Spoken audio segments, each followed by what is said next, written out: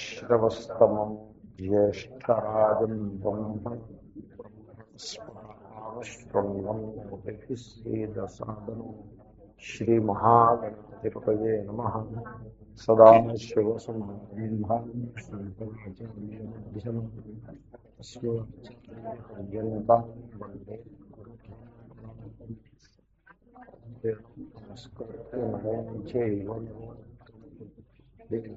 సరస్వతీ వ్యాసం తతో జయముదీరయే. ఇది మీరు ఆ ఫ్యాన్ కోసం చూస్తున్నారా? లైట్ గురించా? ఏ శ్లోకంలో ఉన్నాం మనం? 64లో ఉన్నాము. ఉందాము శ్లోకము. రాగద్వేష వియుక్తైస్తు విషయానింద్రియైశ్చరన్ ఆత్మవశ్యైర్విధేయాత్మా సాధమధిగచ్చతి. భాష్యం చూస్తున్నాం. చెప్పాం కదా, సర్వానర్థస్య మూలముక్తం విషయాభిధ్యానం అథ ఇదానీం మోక్షకారణమిదముచ్యతే. అవతారిక అయింది కదా, అవతారిక అయింది. అంటే అవతారిక చాలా పవర్ఫుల్ అవతారిక. ఆయన అంటున్నారు, మనిషి పొందే కష్టాలన్నిటికీ హాని అంతటికీ మూలము విషయ ధ్యానము, అంటే ఇంద్రియ భోగముల చింతన అని మనం చెప్పడమైనది అంటున్నారు. Is making a final established statement. అంతే, నిర్ధారితంగా చెప్పేస్తున్నాం. సో సర్వ అనర్థానికి మూలము విషయ అభిధ్యానం. మనం భోగాసక్తి కలిగి భోగ విషయాల గురించి అలా ధ్యానం చేస్తూ ఉంటాం, ఇప్పుడు భావన చేస్తూ ఉంటాం, వాటిని గురించి చింత చేస్తాం, చింతిల్లుతూ ఉంటాం. అదే మనకు వచ్చే కష్టాలన్నిటికీ మూల కారణం. అంతకంటే వేరే ఇంకో కారణమే లేదు. ఇంకా మోక్ష కారణం చెప్పేస్తున్నారు రెండో వాక్యంలో. ఇప్పుడు మోక్ష కారణం ఇదముచ్చేత, అంటే ఈ రాబోయే శ్లోకంలో మోక్ష కారణం చెప్పేస్తున్నారు. అంటే మీరు ఈ విధంగా విరక్తులుగా జీవిస్తే మీకు మోక్షం వచ్చేస్తుంది. అంటే ఏమండి, విరక్తులుగా జీవించేస్తే మోక్షం వచ్చేస్తుంది? ఎస్. ఎలాగది అంటే ఆ ప్రసాదము అనేది మీ స్వరూపమే.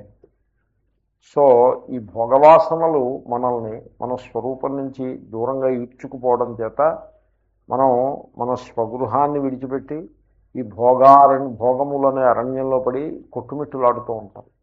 ఎప్పుడైతే ఈ భోగాలను విడిచిపెట్టేసామో మన స్వస్థానానికి మనం చేరేసుకుని you arrive at your home, you are free. ఆ బాండేజ్ నుంచి బయటపడిపోతారు. సో ఈ విధంగా గీతలో చాలా చాలా సూక్ష్మంగా చెప్పేస్తారు. నువ్వు విరక్తుడిగా సింపుల్గా బతికితే నీకు మోక్షం వచ్చేస్తుంది, నువ్వేమో భోగాల వెంట పరుగులు ఎత్తుతున్నంతసేపు నీ బతికింతే అని అలాగే సెటిల్ చేసి చెప్పేస్తున్నారు. సో ఇంకా there is no scope for further alternatives and all that. Very established వేలో చెప్పేటువంటి పద్ధతి. సో ఇంద్రియై విషయాన్ చరన్, నేను కొంత ఎక్స్ప్లెయిన్ చేశాను. ఇంద్రియములు మనకి భగవంతుడు 5 ఇంద్రియాలు ఇచ్చాడు, బయట 5 విషయాలు పెట్టాడు. సో ఎందుకోసం చేసాడంటారు అలాగా? అంటే ఆ ఇంద్రియాలతో ఆ విషయాలని మీరు అనుభవించండి అనే చేశాడు. కన్ను ఇచ్చింది దేనికి? రూపాలను చూడమని ఇచ్చాడు. ఏదో గాంధారీ లాంటి ఎక్సెప్షనల్ కేసెస్ తీసి పక్కన పెడితే ఈ కళ్ళు ఇచ్చినందుకు రూపాలని చూడటమే. చూడటం తప్పు కాదు. చెవులు ఇచ్చాడు దేవుడు, బయట శబ్దాలని వినడమే. కాబట్టి దీన్నే విషయాన్ ఇంద్రియై చరన్, ఇంద్రియములతో విషయములను భక్షించుట. చరభక్షణ. అంటే స్వీకరించుట. కంటితోటి క్రికెట్ మ్యాచ్ను స్వీకరిస్తాం, నాలుగుతోటి స్వీట్లు హాట్లు స్వీకరిస్తాం, చెవులతోటి సౌండ్లు స్వీకరిస్తాం. ఆ రకంగా 5 ఇంద్రియాలతోటి 5 భోగాల్ని స్వీకరిస్తూ ఉండడం తప్పేం కాదు. Do it. బట్ రాగద్వేష వియుక్తై. ఇంద్రియస్యేంద్రియస్యార్థే రాగద్వేషం వ్యవస్థితం అని ఇంతకుముందు చెప్పున్నాము. ఇంద్రియము విషయంతో సంయోగాన్ని చెందినప్పుడు వెంటనే రాగద్వేషములు నిర్మాణమయ్యే సందర్భం ఉంది. మనస్సుకు అలాంటి అలవాటు ఉంది. ఆ అలవాటు నుంచి బయటపడాలి. రాగద్వేషములు లేకుండగా నీవు ఇంద్రియములతో విషయములను భక్షించుము. కాబట్టి స్వీటు, పుల్లారెడ్డి స్వీట్ తినడంలో తప్పేం లేదు, తెలుసు. కానీ పుల్లారెడ్డి స్వీట్ లేకపోతే భిక్ష ఏమిటి అసలు, దాన్ని భిక్ష అంటామా అని ఆ రకమైన రాగద్వేషాలు ఉండవు. సో అది రాగద్వేషం అంటే, రాగం అంటే అది. సో ఓసారి భండారా అవుతాం, ఓ మహాత్ములు ఉన్నారు, ఆది భండారా మే బ్రహ్మ సాక్షాత్కార హోరయా ఋషికేశ్లో, ఈరోజు భండారాలో బ్రహ్మ సాక్షాత్కారం అయిపోయింది. క్యోం క్యోం అని ఎందువల్ల అని అడిగితే, దేఖో హల్వా వస్తుంది చూడు, దాన్ని చూస్తే నీకే తెలుస్తుంది అని అన్నారు. అంటే మనం నిన్న భండారా మాట, అబ్బే నిన్న భండారా అంతా సంసారంలాగా చప్పగా ఉంది. సో అది అంటే రోజు భండారా ఏదో ఉంటుంది, దాని మీద ఇటువంటి రాగద్వేషాలు. సో సపోజ్ ఇద్దరు సన్యాసులు కూర్చొని ఇలా మాట్లాడుకుంటున్నారు అనుకోండి, భిక్ష యొక్క మంచి చెడుల గురించి మాట్లాడుకుంటున్నారు అనుకోండి, దాని అర్థం ఏంటి? రాగద్వేషాలు వచ్చేసాయని అర్థం. సో రాగద్వేషములు లేకుండగా భిక్ష చేయటంలో తప్పేం లేదు. రాగద్వేషపూర్వకంగా చేస్తే you are making a mistake. సన్యాసులు అక్కర్లేదు, గృహస్థులైనా ఎవరైనా. గీత మానవ మాతృడికి బోధించారు కానీ ఒక కేటగరైజ్ చేసి బోధించలేదు. Man is not cut up into various things, it is meant for human being. ఆ ఇంద్రియములు ఎలా ఉండాలి? ఆత్మవశ్యై. భక్షించటం తప్పేం. ఇప్పుడు గుర్రం ఉందనుకోండి, గడ్డి మేస్తోంది, తప్పు లేదు. ఇటు దొల్లుతోంది, తప్పేం లేదు. విశ్రాంతిగా ఉంది, తప్పేం లేదు. మీరు దాని మీద ఎక్కి స్వారీ చేయాల్సిన టైం వచ్చింది, అప్పుడు రమ్మని మీరేమో ఈల వేశారు. గుర్రాన్ని ఈల వేసి పిలుస్తారు, ఏదో పద్ధతి ఉంటుందిగా గుర్రాన్ని పిలిచే పద్ధతి, అది రాదు. అప్పుడు ఎలా ఉంటుంది? అలా ఉండకూడదు. ఆత్మవశ్యై. మీరు ఎప్పుడైతే రమ్మంటారో అప్పుడు అది విశ్రాంతి తీసుకుంటే విశ్రాంతి తీసుకోవడం మానేసి వచ్చేసేయాలి. గడ్డి మేస్తుంటే మేయడం మానేసి వచ్చేసేయాలి. ఇంక ఏ పని చేస్తున్నా ఆ పనిని బంద్ పెట్టేసి వచ్చేసేయాలి. వచ్చేస్తే మీరు స్వారీ చేసేయడానికి సిద్ధంగా కావాలి. అది అలా గుర్రం మీ వశంలో ఉంది అని అర్థం.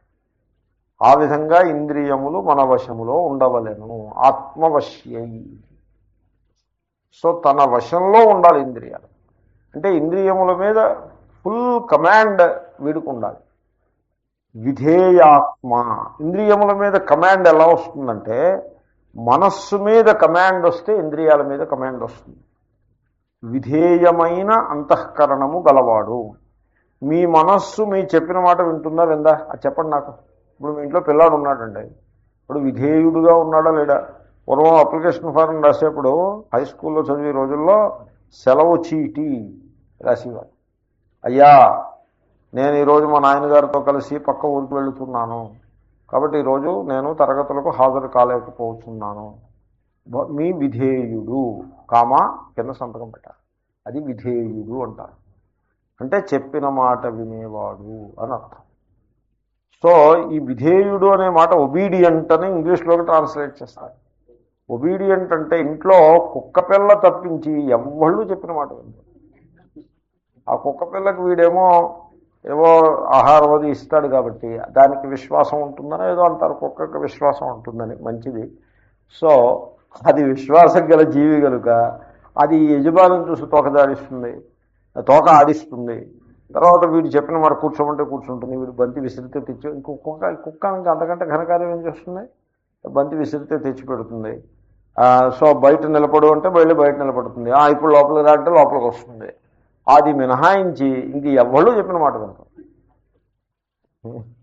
ఎవరిలో విధేయత లేదు. అలాంటి యజమాని వాడి బ్రతుకు ఎంతో దుర్భరమో. ఈ మనస్సు విధేయంగా లేకపోతే వాడి బ్రతుకు దుర్భరం. కొంతమంది కంప్లైంట్ చేస్తారు, మనస్సు చాలా కల్లోలంగా ఉంటుందండి. మీ మనస్సు కల్లోలంగా ఉంటే ఇంకొకటి ఏం చేస్తాడు కదండి? సపోజ్ మీరు వెళ్ళి చేయమంటే వాడు ఏం చేస్తాడేమో. ఇప్పుడు మీ చేయి లాగుతోంది అంటే పైన మలాం పట్టి ఏదో వేసి దానికి ఏదో వేడి నీళ్ళు కాపడం ఏదో పెడతాడు, ఏదో అలాంటి సేవ చేయగలుగుతాడు. మీ మనస్సు కల్లోలంగా ఉందంటే ఎదరవాడు ఏం చేస్తాడండి? ఎప్పటికైనా వాడు ఏదైనా ఓ సలహా ఇస్తాడు. ఆ సలహా పట్టుకుని ఆ మనస్సుని వశం చేసుకోవాల్సిన పుచి మీ నెత్తి మీదే ఉంటుంది. కానీ పైవాడు ఏం చేస్తాడు? పోనీ వాడికి ఏమైనా ఓ చెక్కు రాసి ఇచ్చేస్తే మీ మనస్సుని సెటరైట్ చేసేస్తాడు వాడు. లేకపోతే వాడికి వకాల్తనామా ఇచ్చేస్తే అలా అయిపోతుందా? పవర్ ఆఫ్ అటార్నీ ఇస్తే అయిపోతుందా? లేకపోతే పూజల్లోనూ వాటిల్లోనూ ఇంతవరకు పూజను ఏం చేశాను, ఇప్పుడు నాకు ప్రతినిధిగా నువ్వు కూర్చుని పూజ చేయి, ఇంకొకరిని కూర్చోబెట్టి వీడు వెళ్ళిపోవచ్చు. అలాంటి పాసిబిలిటీస్ ఆర్ దేర్. అలా ఏమైనా చేయగలుగుతారా మీరు మైండ్ విషయంలో? అరే మైండ్ మీ వశంలో, మీ మైండ్ మీ వశంలో ఉండాలి. ఉందా లేదా? లేదు. మరి మరి ప్రపంచాన్ని వశంలో తెచ్చుకునే ప్రయత్నం ఎందుకు? మీ మైండ్ వశంలో తెచ్చుకోండి. అలెగ్జాండరు ప్రపంచ విజేత అన్నారు. ప్రపంచ విజేత అంటే చాలా భాగం జయించాడని. ఏషియాయే ప్రపంచం అనుకుంటే ప్రపంచ విజేత. కానీ అతని మనస్సు మీద అతనికి ఏ రకమైన అధికారము లేదు. మనస్సు కల్లోలంగా ఉందనుకోండి, ఈ లోపల there is a call on duty call వచ్చిందనుకోండి, నా మనస్సు కల్లోలంగా ఉంది, నేను డ్యూటీ చేయనంటే అది ఏమన్నమాట అది? కాబట్టి విధేయాత్మ, మనస్సు వశములో ఉండవలేదు. ఎంతటి కష్టమైనా కానీ, ఎటువంటి ఆపదలో ఉన్నా మనస్సు కంట్రోల్లో ఉంటుంది. అటువంటి వాడికే ఇంద్రియములు కూడా వశములుగా ఉంటాయి.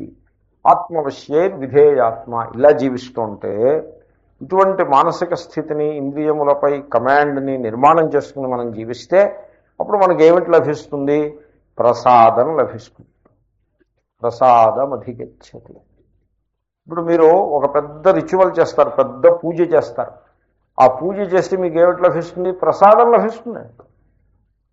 పూజ యొక్క కల్మినేషన్ ఏమిటండి? ప్రసాదం. అంచేతే కొంతమంది ఏం చేస్తారంటే ప్రసాదం టైంకి వెళ్తారు. ప్రసాదం టైంకి వెళ్ళారంటే అర్థం అంటే పూజ పర్యవసానం అయిపోయింది, పూజ సమాప్తి చెందింది అని అర్థం.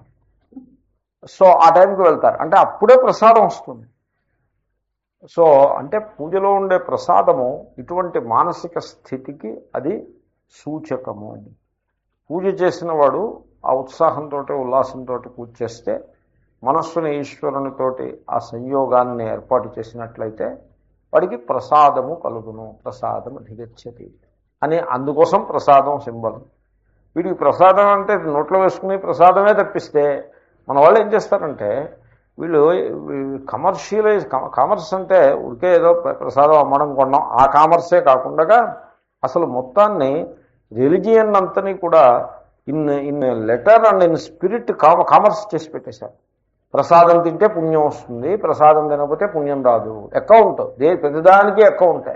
సత్యనారాయణానికి వెళ్ళారనుకోండి, మీరు బజార్లో పని మానుకుని ఆ టైం ప్రైమ్ టైం అంటారు దాన్ని, ఇంపార్టెంట్ మీ పర్సనల్ వర్క్స్ చేసుకోవాల్సిన పని మానుకుని సత్యనారాయణానికి వెళ్ళారు. ఎందుకు వెళ్ళారు? పుణ్యం కోసం. ప్రసాదం తినకపోతే పుణ్యం రాదు, ప్రసాదం తినేస్తే పుణ్యం వచ్చేస్తుంది. లాస్ట్ మినిట్ దాకా మొత్తం వ్రతం అంతా మీరు అటెండ్ కాకపోయినా ప్రసాదం దగ్గరికి వెళ్ళేస్తే మీ పుణ్యం మీకు వచ్చేస్తుంది, మీ కోటా పుణ్యం మీకు వచ్చేస్తుంది. ప్రసాదం వాళ్ళు ఇష్టం అంటే మీరు తీసుకోకుండా వెళ్ళిపోయారనుకోండి, మీ పుణ్యం అంతా కూడా పోతుంది. ఆ ప్రసాదం అంతా ఇలాగా చేతిలో వాడు వేస్తాడు, దీన్ని కళ్ళకద్దుకున్నట్లు వేసేసుకుంటే మీ పుణ్యం మీకు వచ్చేసింది. అకౌంటింగ్ పెట్టేయడం దాన్ని.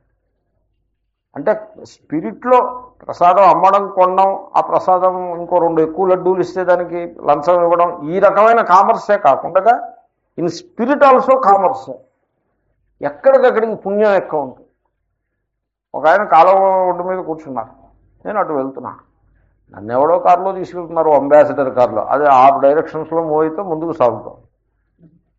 పెద్దవారు, మంచి విద్వాంసులు, అయ్యా రండి దయచేయండి కారులో వెళ్దాం, మిమ్మల్ని నేను దింపేసి వెళ్తాను, నాకేం అర్జెంట్ లేదు, కొంచెం డీవియేషన్ అయినా పర్వాలేదు అంటే ఆయన అన్నారు, ఇంకొక స్నానం బాకీ ఉందండి ఆయన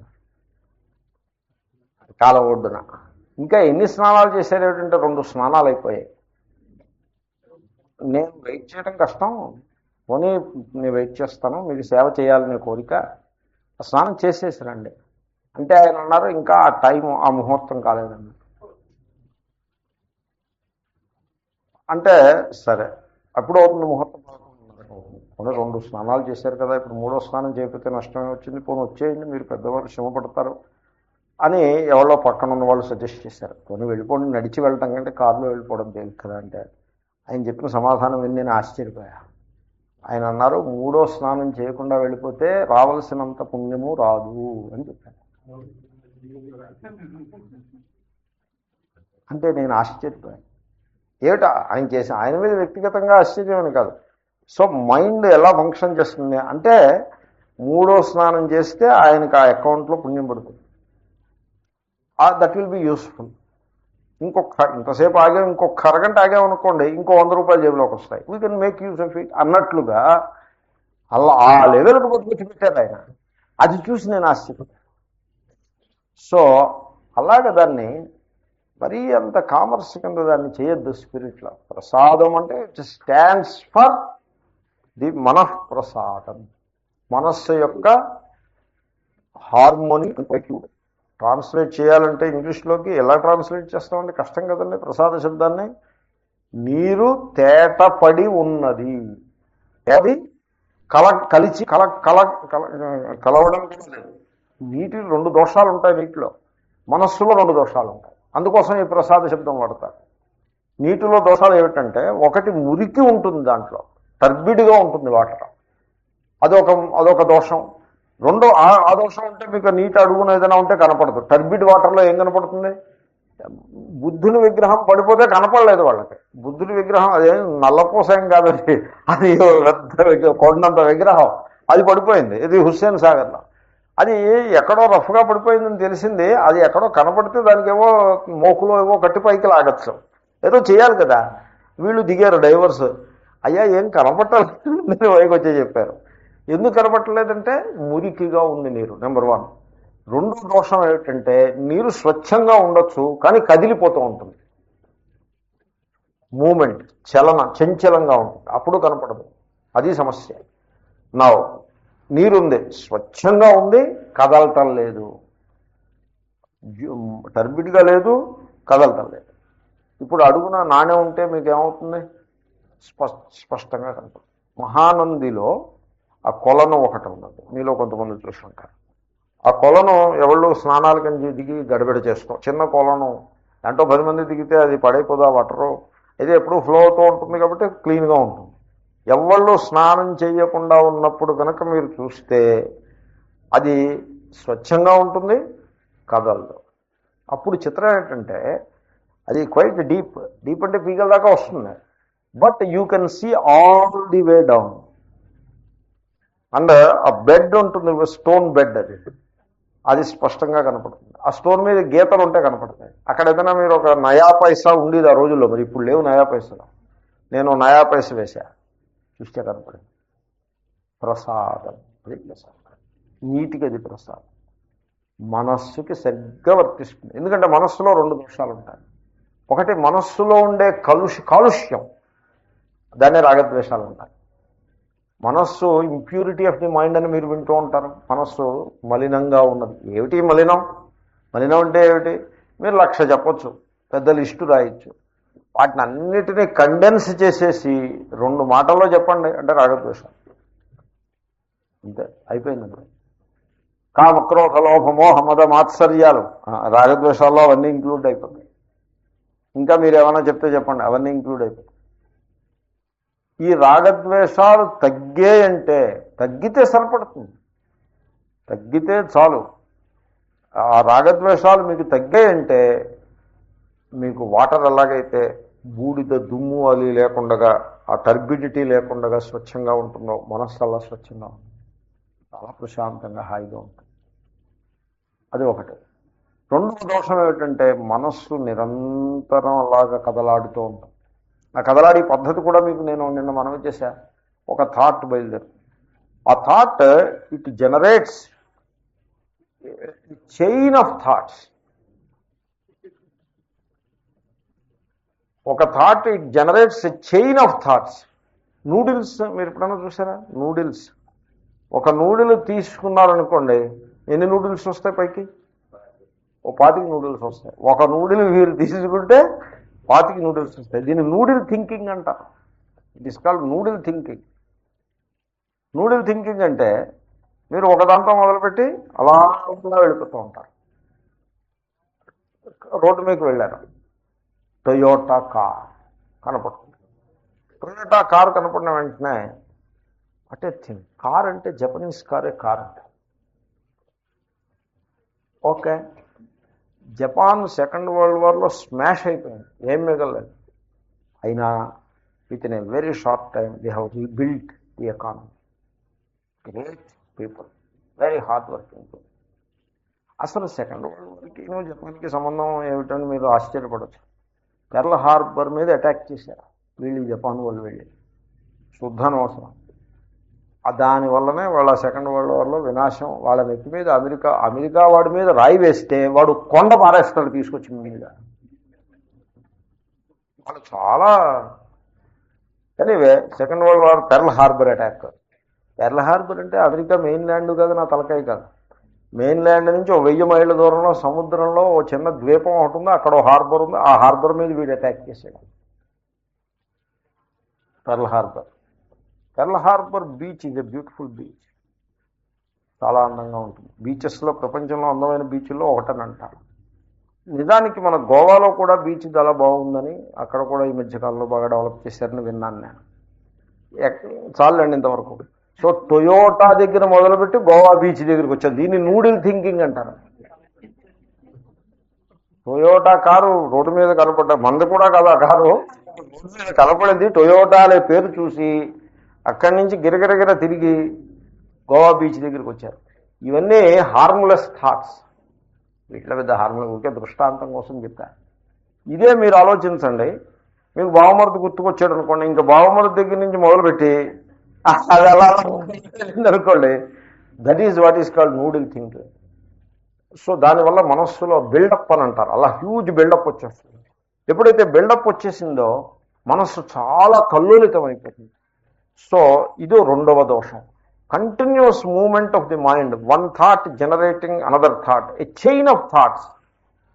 సో ఈ చలనము ఇది రెండవ దోషం. సో మనస్సుకు ఉన్నటువంటి రెండు దోషాలు, రాగద్వేషములు అనే దోషము, అది మాలిన్యము, చంచలత్వము, ఈ రెండు దోషాలు ఉన్నాయి.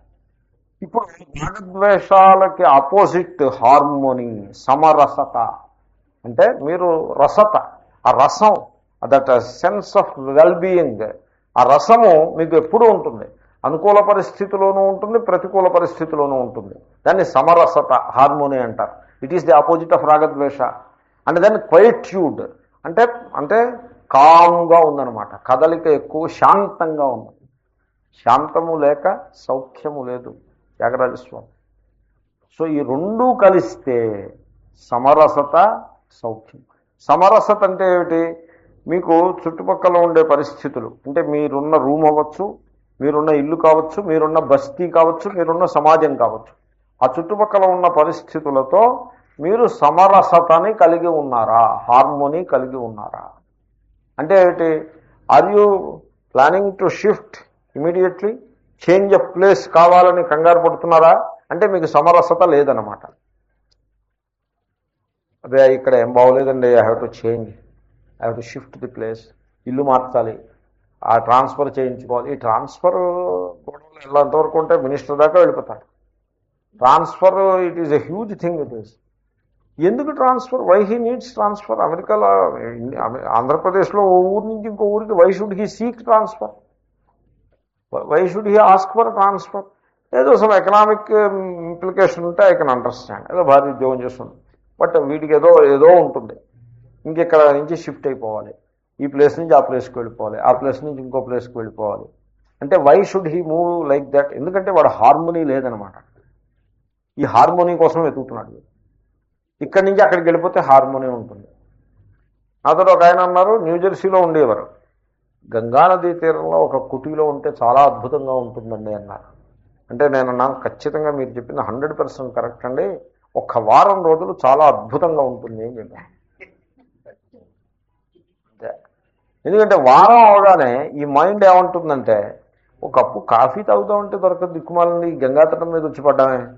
ఇదే చక్కగా న్యూజెర్సీలో ఉంటే స్టార్ బక్స్ ఎక్కడ పడితే అక్కడే ఉంటుంది, హాయిగా కాఫీ తాగి ఉండేవాళ్ళం అని చెప్తుంది అక్కడికి వెళ్ళేది వారం అయ్యాకగా. అది అంటే మైండ్ సమరసత, హార్మోనీని డిస్కవర్ చేయటం దానికి చేత కాదు. వీడు ఇండియాలో ఉన్నసేపు అమెరికా ఉంటే బాగుంటుంది అంటాడు, అమెరికా వెళ్ళిన తర్వాత ఇండియా వచ్చేస్తే బాగుంటుంది. వీడు హార్మోనీ ఎక్కడ ఉన్నవాడు అక్కడే హార్మోనీని డిస్కవర్ చేయొచ్చు. ఏ కాలంలో ఉన్నవాడు ఆ కాలంలోనే హార్మోనీని డిస్కవర్ చేయొచ్చు. He doesn't, because he doesn't know the clue, he doesn't have a clue, a harmony, a samarasata. అది ఈ సమరసత, ఇది నిశ్చలత్వము, క్వైట్యూడ్, ఈ రెండు కలిస్తే దానికి ప్రసాదము. Like waters mind, like mind waters, అలా పోలుస్తారు. సన్మనుష్య మనోయథ అని అన్నారు వాల్మీకి మహర్షి. అకర్దమమిదం తీర్థం ప్రసన్నాంబు అంటే ఏదో ఈ తీర్థము, హే హే మహర్షే, ఈ తీర్థం అంటే రేవు, ఈ నీటి రేవు, స్నానం చేసే నది రేవు, ఇది ఎంత బాగుందో, చాలా చాలా బురద ఏమీ లేదు, చలనం కూడా ఏమీ లేదు, ప్రశాంతంగా సాగిపోతోంది. ఇది జ్ఞాని యొక్క మనస్సు వలె ఎంతో ప్రశాంతంగా ఉంది అని వర్ణించారు. రేవు నీటిని వర్ణించేప్పుడు జ్ఞాని యొక్క మనస్సుతో పోల్చారు. జ్ఞాని మనస్సుని వర్ణించాల్సి వస్తే దాంతో పోలుస్తారు. ఇంక మూడో పోలిక లేదు. అంచేత ఈ ప్రసాద పదాన్ని సంస్కృతంలో ఈ రెండు సందర్భాల్లో వాడతారు. మనస్సు ప్రసన్నముగానున్నది, నీరు ప్రసన్నముగానున్నది. తెలుసున్న వాళ్ళు అలా వాడతారు. అటువంటి ఆ ప్రసాదము అంటే సమరసత, నిశ్చలత్వము, తక్కువ చలనం, మినిమం మూమెంట్ ఉంటుంది, ప్రసన్నంగా సమరసంగా ఉంటుంది. అంటే he's in harmony, he's okay, he's that sense of wellbeing అన్నది ఇట్ పెర్సిస్ట్స్. ఎక్కడున్నా వాడిని గుహలో తీసుకెళ్లి పారేసినా పర్వాలేదు బాగానే ఉంది అనుకుంటాడు. ఒక హంసతూలిగా తల్పం మీద ఒక ఎయిర్ కండిషన్ రూమ్లో పారేస్తే బాగుంది అనుకుంటాడు. he doesn't want things to be other than what they are. That is the samarasata. This is our curse. మన జీవితంలో కర్స్ ఏమిటంటే ప్రతి దానికి మనం గగ్గోలు పెడతాం. మొన్న వర్షాల కోసం గగ్గోలు పెట్టాం, ఇప్పుడు ఎండల కోసం గగ్గోలు పెడతాం. మళ్ళీ ఎండలు వస్తే వర్షాల కోసం గగ్గోలు పెడతాం. వేసంకాలం అంతా వర్షాల కోసం ఏడుస్తూ మనం జీవితం గడుపుతాం, వర్షాల కోసం కంగారు పడతాం. వర్షాకాలం అంతా వర్షాలని తిట్టుకుంటూ ఓవైపున తిరుగుతూనే ఉంటాడు, ఇంకోవైపున దానివల్ల కలిగే లాభం చెప్తాడు. వర్షం వచ్చి ట్రాఫిక్ అంతా అతలాకుతలం అయిపోయిందని గొగ్గోలు పెట్టేస్తాడు. ఇప్పుడు ట్రాఫిక్ కొంచెం డిస్టర్బ్ అయితే ఏమైంది, ప్రాణులకి జీవనం వచ్చింది కదా. మళ్ళీ అంటాడు శ్రీరామ్ సాగర్ ప్రాజెక్ట్ నిండింది అంటాడు. 6 ఏళ్లలో ఎప్పుడు నిండలేదు, ఇప్పుడు నిండింది అంటాడు. ఇప్పుడు వీడు ఎప్పుడు సంతోషం, ఓవైపున హర్షం, ఇంకోవైపున దుఃఖం, ఇంతేగాని సమరసత ఎరగడం. ఈ మీడియా వచ్చి మనిషికి సుఖం లేకుండా చేసి పాల్సింది. ఇదివరకునే ప్రయాణం చాలా కష్టపడి స్లోగా చేసేవారు, ప్రయాణం కామ్గా ఉండేవారు, ప్రసన్నంగా ఉండేవారు. ఇప్పుడు ప్రయాణం చాలా కంఫర్టబుల్గా క్విక్గా అయిపోతూ ఉంటుంది, టెన్షన్ పెరిగిపోతూ ఉంటుంది. చెప్తుంది, ఢిల్లీలో విమానం ఎక్కితే 2 గంటలు బ్రేక్ఫాస్ట్ పూర్తయ్యేటికి హైదరాబాద్లో ఉంటామండి. ఢిల్లీలో విమానం ఎక్కుతాము, అది పైకి లేస్తుంది. ఈ లోపల ఎవరు వచ్చి మనకి చక్కగా బ్రేక్ఫాస్ట్ ఇస్తారు. దాంట్లో ఏమో 2 ఐటమ్స్ బాగానే ఉంటాయి. వాటిని మనం సెటిల్ చేసి లోపల అప్పుడే ఇది దిగడం ప్రారంభిస్తుంది. ఆ ప్లేట్లో అవి తీసుకెళ్ళేప్పటికీ న్యూస్ పేపర్ కూడా ఏదో ఇస్తాడు, అది చూసేప్పటికీ హైదరాబాద్ వచ్చిందంట. దీంట్లో వీడికి టెన్షను ఈ గంటన్నరలో ఉంది. ఎందుకు టెన్షన్? ఎందుకు? పొద్దున్న 10ంటికి రావాల్సిన విమానం సాయంకాలం 6ంటికి వచ్చినా కూడా టెన్షన్ పడక్కర్లేదు. ఎందుకంటే still you are making it early. అయినా వీడికి టెన్షన్. 9:30కి రావాల్సింది 9:50కి వస్తే టెన్షను. అంటే ఎందుకంటారు అలా? ఎందుకు తయారైంది మనస్సు? మరి మనం modernity, it is the curse of modernity. నేను చూస్తూ ఉంటాను లాంగ్ జర్నీస్లో విమానంలో, ఎప్పటికి గుర్తవుతుందిరా భగవంతుడు అని అనిపిస్తుంది. అనిపించిన వెంటనే మళ్ళీ పశ్చాత్తాపడి this is wrong, what is this, it has to go. విమానం ఎక్కడ పడితే అక్కడ ఆగదు, బస్సు ఆగినట్టుగా ఆగదు. అదేం స్లోగా వెళ్ళలేదు, ఫాస్ట్గా వెళ్ళలేదు, దాని స్పీడ్ ఫిక్స్ అయి ఉంటుంది, అదే డైరెక్షన్లో పోతుంది. ఇంకే డైరెక్షన్ వాడాలాగా ఆ పారామీటర్స్ దాంట్లో ఫీడ్ ఇచ్చి ఆటో పైలట్లో పోతాయి విమానాలు. కంటితో చూడడానికి ఏముంటుంది? చూడడానికి ఏముండదు.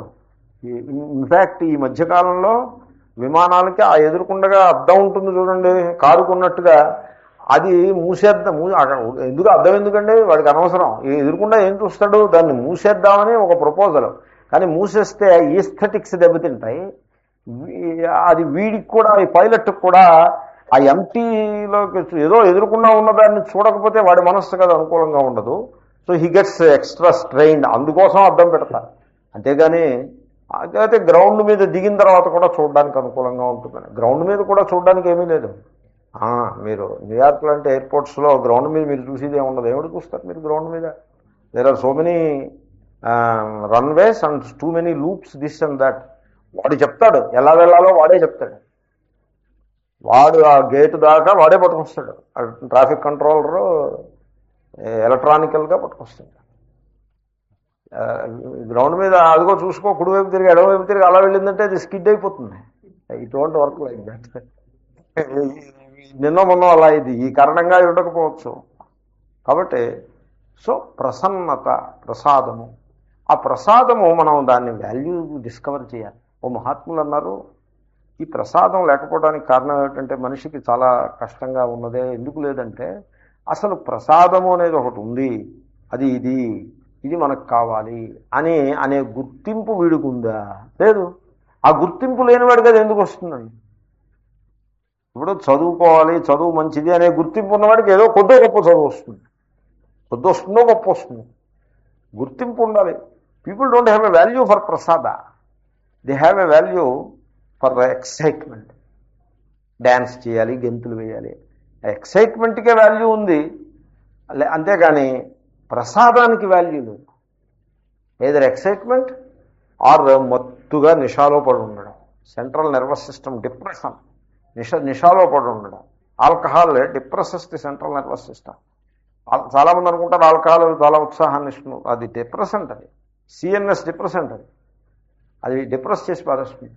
దాంతో వీడి ఫంక్షన్స్ అన్నీ కూడా స్లో డౌన్ అయిపోతాయి.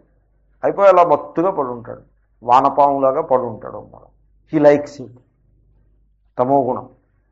లేకపోతే బాగా డ్యాన్స్ చేసేస్తూ ఉంటాడు, గెంతులు వేసేస్తూ ఉంటాడు, he likes it, the opposite, రజోగుణం. అంతేగాని ద బ్యాలెన్స్ ఆఫ్ మైండ్ సత్వగుణాన్ని లైక్ చేయడం. సత్వగుణం ఈజ్ గుడ్ అని అనుకోడు. సత్వగుణంలో ఉన్నవాడిని చూసి వీడికి భోగించడం చేతకాదని రిడిక్యూల్ చేస్తాడు.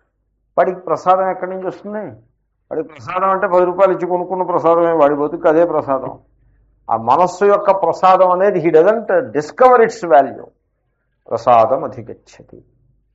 సో భాష్యం చూద్దాం. రాగద్వేష వియుక్తై, రాగశ్చ ద్వేషశ్చ రాగద్వేషౌ, ద్వంద్వ సమాసం. సో రాగద్వేషములు ఏమిటండి? ఈ రాగద్వేషాలను పట్టుకుని అంతలా ఉతికేస్తున్నారు. వాటి అంటే దాని ఇంపార్టెన్స్ ఉంది, రాగద్వేషాలకు ఇంపార్టెన్స్ ఉంది.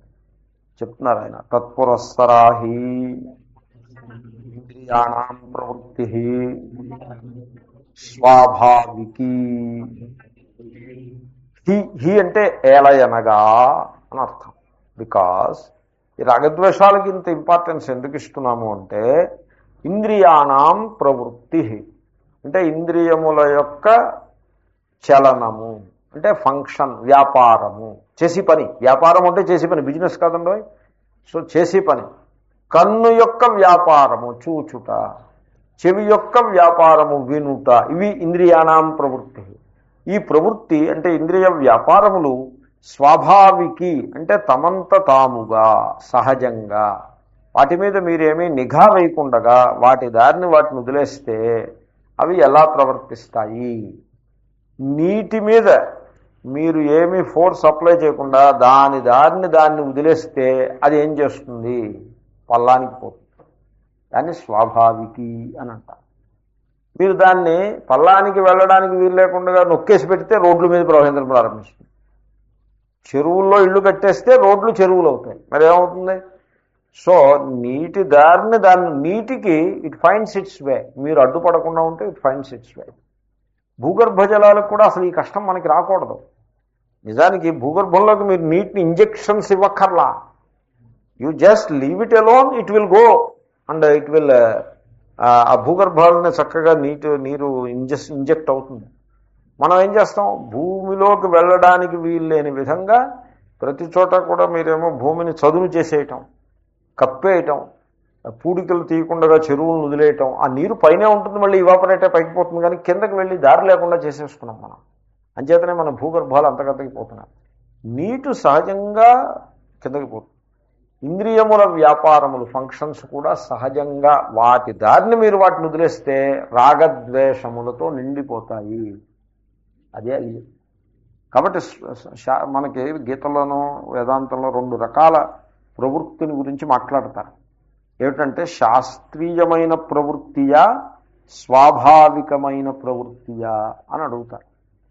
అంటే ఇప్పుడు వీడి యొక్క జీవనశైలి శాస్త్రబద్ధంగా ఉన్నదా లేక స్వభావాన్ని బట్టిపోతున్నాడా?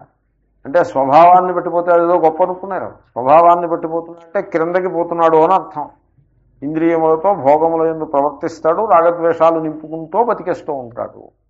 శాస్త్రీయమైన ప్రవృత్తి అంటే ఏమిటి? ఇంద్రియముల మీద ఒక నిఘా వేయటం. ఇంద్రియాల మీద నిఘా వేయాలి. మనం ఏం చేస్తామంటే ఇతరుల మీద నిఘా వేస్తాం. ఎందుకండి, ఇప్పుడు అత్తగారు ఉన్నారనుకోండి, మాల తిప్పుకుంటూ అలాగ కిచెన్లో అమ్మ కోడలు ఏం చేస్తుందో నిఘాస్తారనుకోండి, ఎందుకు అనవసరం కాదు. మన అత్తగారు కాకపోతే కోడలు రివర్స్ డైరెక్షన్లో కూడా అవ్వచ్చు. పెద్దవాళ్ళు ఇంట్లో కూర్చుని ఈ పిల్లలు ఏం చేసుకుంటున్నారో వాళ్ళ మీద నిఘా వేశారనుకోండి, వాళ్ళు సెన్సిటివ్ ఫీల్ అవుతారు.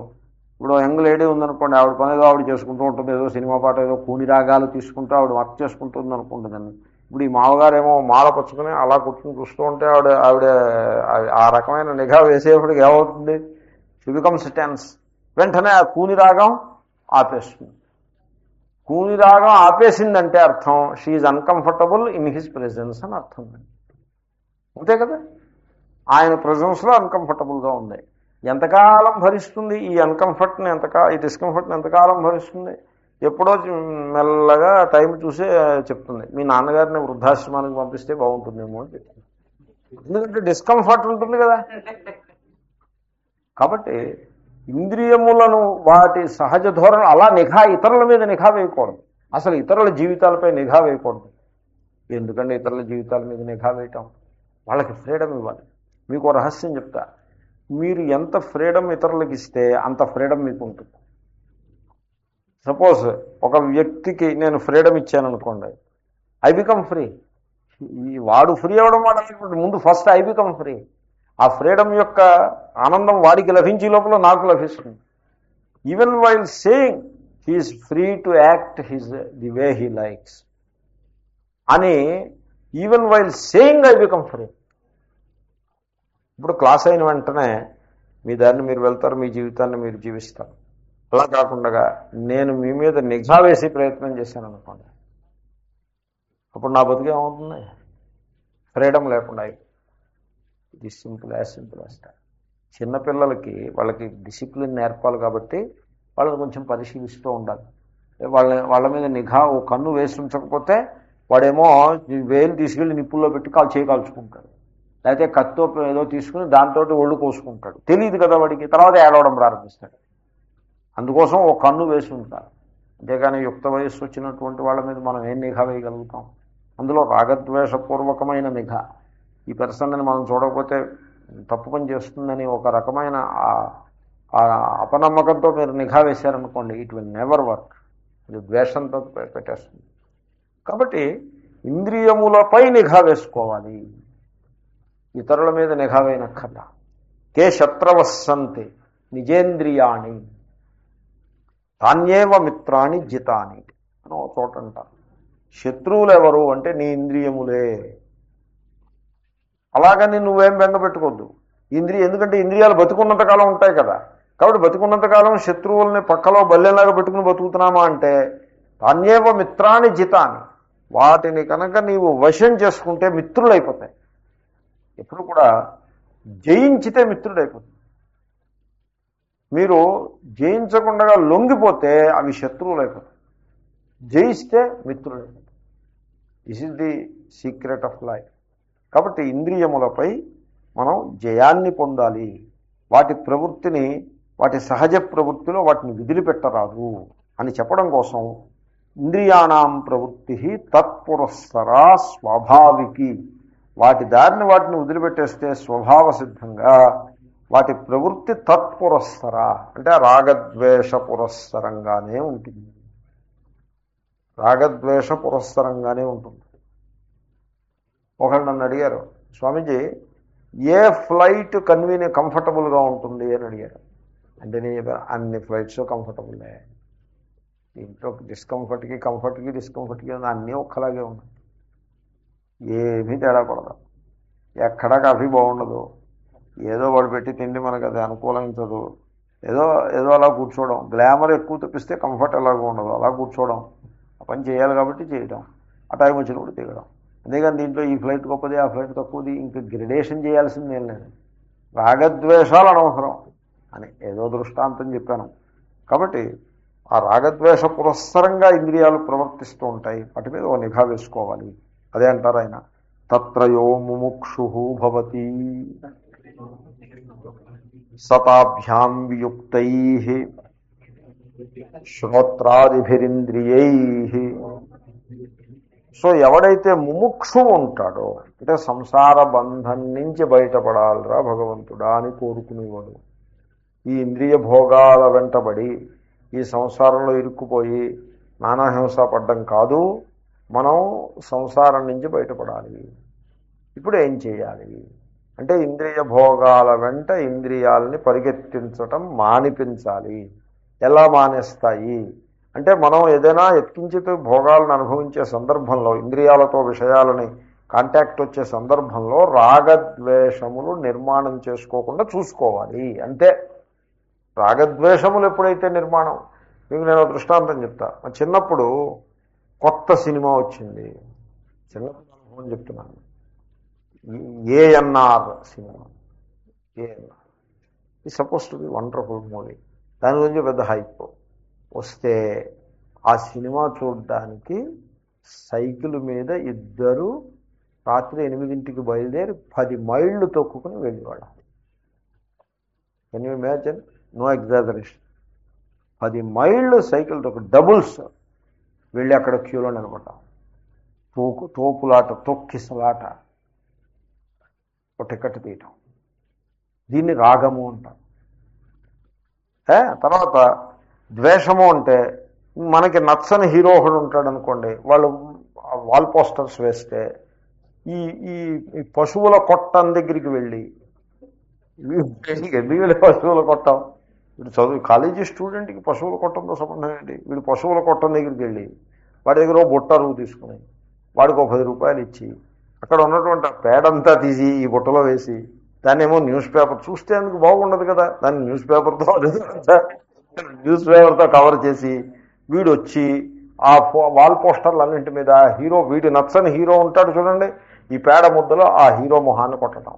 ఆ ఊళ్ళో ఎన్ని చోట్ల వాల్ పోస్టర్లు వాడు ఆ సినిమా హాల్ ఓనర్ అంటిపిస్తాడో వాటి అన్నింటినీ వీడు సర్వే చేసి ఇది కొట్టి వస్తుంది. దీన్ని ద్వేషం అంటారు. ఇది రాగద్వేషాలు. ఎక్స్ట్రీమ్ ఎగ్జాంపుల్స్ ఇలాగే ఉంటాయి. సో రాగద్వేషాలు లేకుండా మీరు సినిమా చూసినా తప్పేం లేదు.